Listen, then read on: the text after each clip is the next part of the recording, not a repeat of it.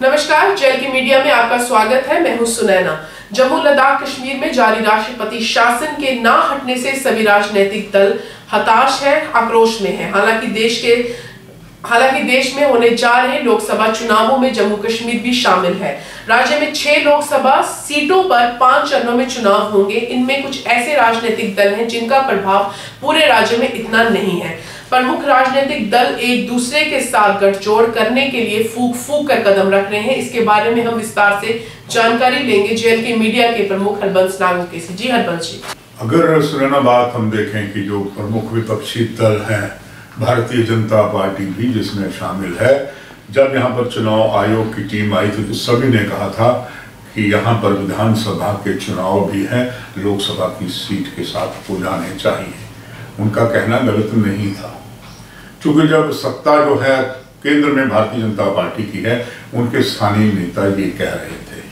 तो ये प्रमाण करता है कि जो राजनीतिक दल में विधानसभा के नेता हैं, उनको छटपटाहट है कि जो पिछली सरकार जो 6 साल का शासन था वो पूरा चला नहीं, बीच में ही वो खत्म हो गया, तो उनकी लालसा बढ़ी हुई है। और वैसे भी कहते हैं जब नेता कुर्सी से नीचे आ गया हो तो उसकी हालत खराब हो जाती, कईयों को मानसिक संतुलन भी उनका बिगड़ जाता है। और इसीलिए वो चाहते हैं कि यहाँ पर अगर विधानसभा के चुनाव इकट्ठे हों तो उनकी नेतागिरी फिर हो जाएगी। वो हुई नहीं तो ये एक पक्ष है, वो है विपक्षी दलों का, सत्ताधारी दल जो थे उनका। जी हरबंस जी, इसी के बारे में मैं आपसे पूछना चाहूंगी कि सभी राजनीतिक दल ये कह रहे हैं कि यहाँ पर पंचायत और लोकल बॉडीज के चुनाव हो गए हैं, मगर लोकसभा चुनाव होने जा रहे हैं। ऐसा क्यों है कि जम्मू लद्दाख कश्मीर में विधानसभा के चुनाव क्यों नहीं करवाए जा रहे? अगर हम अपने जम्मू कश्मीर का इतिहास देखें, पिछले 70 सालों से हमेशा जम्मू कश्मीर की सरकार में केंद्र की लगातार दखल अंदाजी रही है। क्योंकि जो भी सरकार यहाँ पर आई है उसने कुछ ना कुछ ऐसा किया है जो राष्ट्र की मुख्य धारा को सूट नहीं करता है। शेख अब्दुल्ला को इसलिए जेल में जाना पड़ा।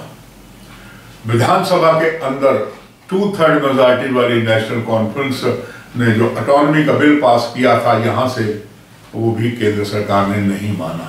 इसके बावजूद केंद्र सरकार लगातार यहाँ पर उसकी दखलंदाजी इसीलिए होती रही कि यहाँ पर जम्मू लद्दाख कश्मीर को यहाँ की सरकारें एक नजर से नहीं दे सकती।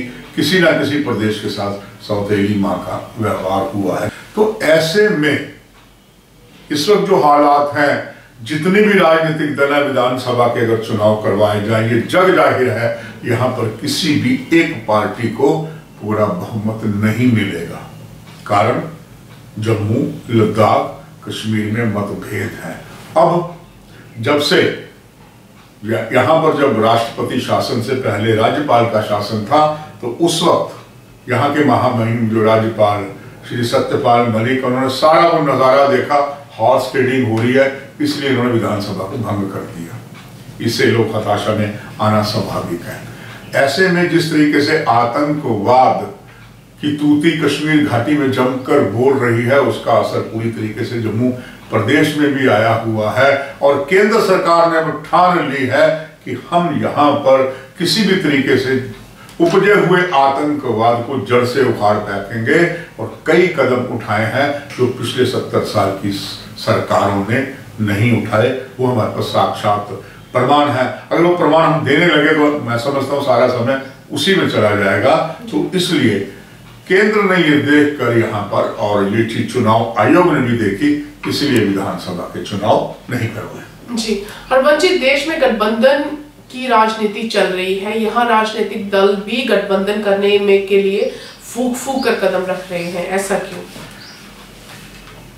6 लोकसभा की सीटों पर जो सुनहरा चुनाव होने जा रहा है, 2 जम्मू प्रदेश में है, 2 कश्मीर प्रदेश में है और 2 लद्दाख प्रदेश में है।